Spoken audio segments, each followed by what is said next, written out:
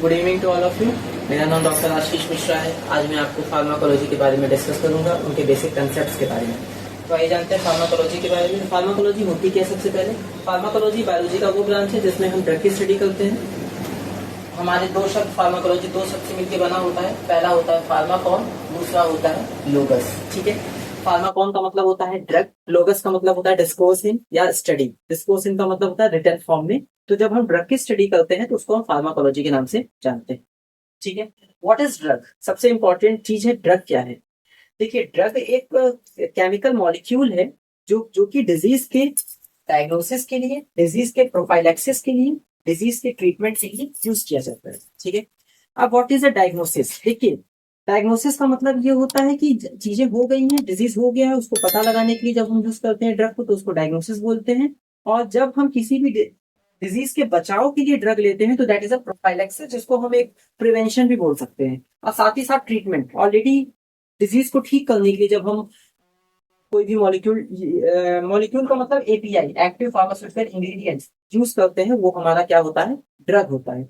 अब ड्रग और मेडिसिन में अंतर है। देखिए, मेडिसिन है आपका ड्रग का प्रिपेयर्ड फॉर्म, जिसमें आपके जितने भी स्वीटनिंग एजेंट है, बाइंडिंग एजेंट है, डायल्यूएंट्स है, जितने भी हैं वो मिला करके जब एक प्रिपेयर्ड फॉर्म बनता है, फॉर्मुलेशन बनता है किसी भी डोजेस फॉर्म में, तो वो कहलाता है मेडिसिन। जब हम ड्रग की बात करेंगे तो ड्रग को सिर्फ हम एक्टिव फार्मास्यूटिकल इंग्रेडिएंट एपीआई के नाम से जानते हैं। मतलब ड्रग की वजह से बॉडी में उस पर्टिकुलर जो भी रिस्पॉन्स होना होता है होगा होगा तो वो आपका क्या कहलाता है? ड्रग।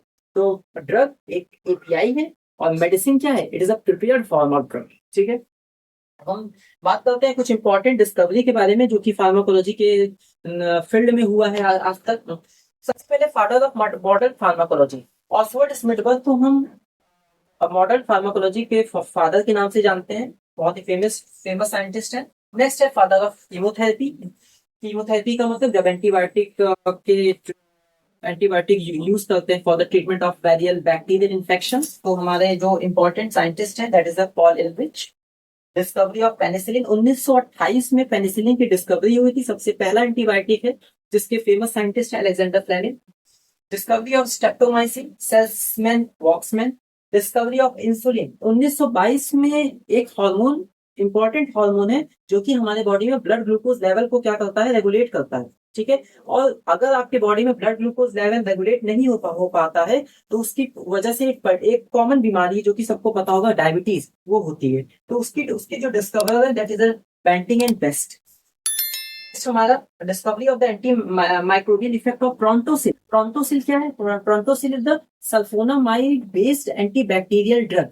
ठीक है, जो अप्रॉक्स 1930 के अप्रॉक्स हुआ था इनकी डिस्कवरी। और इनके जो फेमस साइंटिस्ट है जर्मार्ड डॉमेक, जिन्होंने इनकी डिस्कवरी की थी। ठीक है, अब इसके बाद में हम पढ़ेंगे ब्रांचेस ऑफ फार्माकोलॉजी के बारे में, जिसमें दो ब्रांचेस होते हैं, pharmacokinetics and pharmacodynamics. Thank you.